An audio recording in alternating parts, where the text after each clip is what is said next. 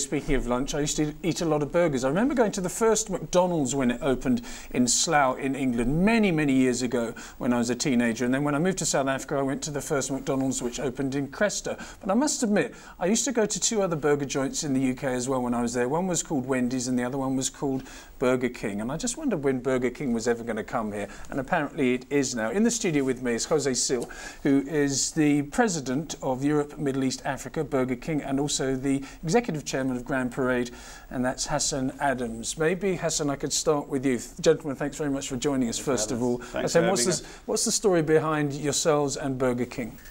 Look, you know, we have been very fortunate in our company to be associated with, you know, world best practice. That is our partners being Sun International first, and then of course Tattersalls of Australia, and we've always been of the opinion that they gave us the platform of investing in excellence. And when this Burger King opportunity came, we grabbed it with both hands because, again, world famous brand, great product, and I'm a Burger King fan myself. You know, I have to go to London, to Leicester Square to go and have my Burger King, so we're going to have it in South Africa soon, you know. Well, that'll be very good. I've told you, you heard earlier on, José, that I'm actually a vegetarian, but you've got a vegetarian offering, but that's not the point. Why have you taken so long to come to South Africa?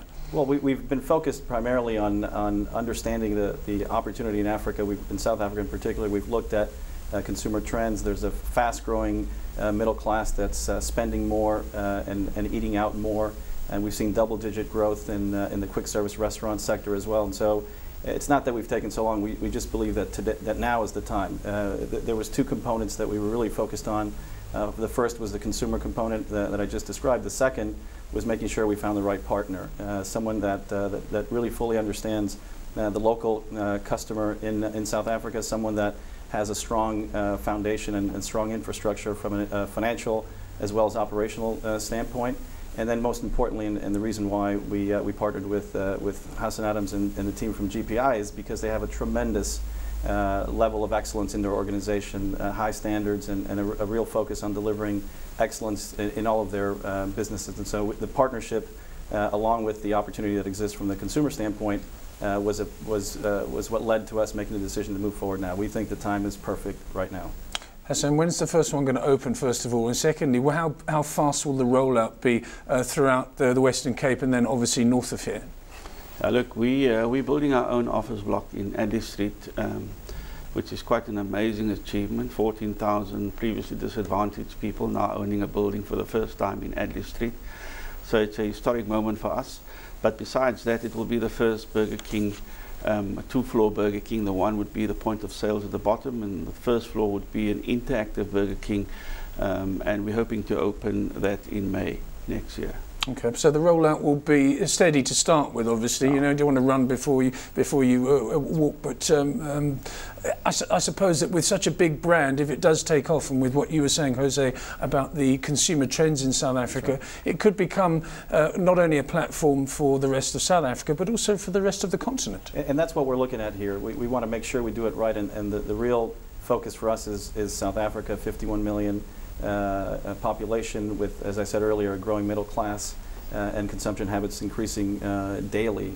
But we know this is our gateway for the rest of the southern part of the continent and perhaps elsewhere. We currently have 25 restaurants in Africa, in Egypt and Morocco. But as I said, this is going to be a platform and really the launching pad for Burger King throughout the continent. But make no mistake, we're focused on opening our first restaurant in Cape Town. It's the most important thing we have on our list of priorities for this important market entry.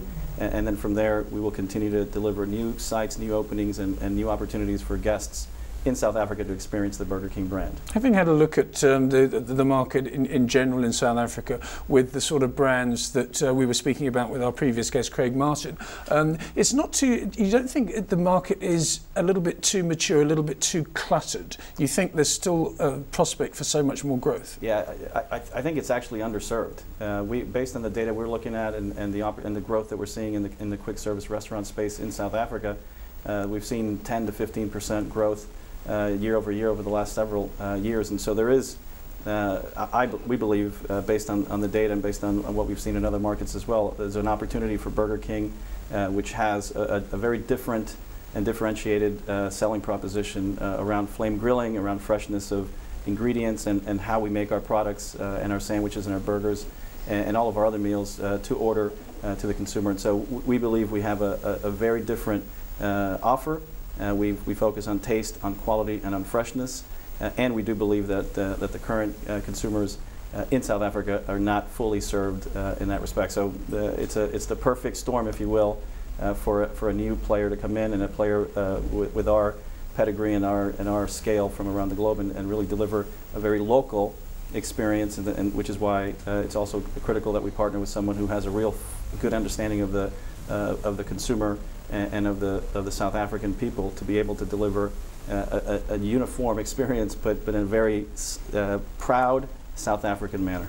Given your focus on excellence and quality, Hassen, I'll ask you this one. What about the supplies? You must have done a lot of work on the supplies of the beef and of the chicken and everything else that comes with a massive operation like this. Look, you've asked earlier on how aggressively we will roll out this product.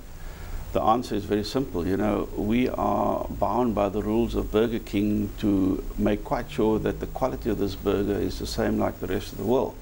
Which means that from a logistical point of view, we are now setting up all sorts of supply sectors on the meat, on the equipment, on the chips, and so on. So it's an enormous task. But you know, the bottom line is that it is an enormous job creator for this country. I was going to ask that actually. Give us some numbers. We've got 25.5% unemployment in this country. José, Hassen, you're very aware of that. We need to create jobs. I mean, this is the sort of thing that does. But for me, it's not only about jobs. I went all over the world to all the Burger King places, Brazil, Istanbul, London. And what for me was the most exciting is the fact that Burger King create careers. And careers is about creating independence in people. They can develop themselves, you know. So that's exactly what we want to do. We want to create entrepreneurship. Like, for instance, we'll deliver your burger through our delivery system, and those deliveries can be part of our ED, our entrepreneurial development, where we'll create entrepreneurs in terms of transport, scooters, whatever the case may be. And I think there is a lot of other opportunities, especially in the equipment manufacture. We're going to do a lot of the product here, etc., etc. So, you know, if you look at Istanbul, they are in the top 100 employers in Turkey. That's Burger King, which is amazing. And I just think that this is a new product. It's an exciting product, and there must be a place in the market for that. And besides that, we are going to become the gateway for Africa in terms of the supply side, which even makes it look even better from an employment side. So, you know, we are driven by the fact that this new frontier will create a lot of jobs and a lot of careers.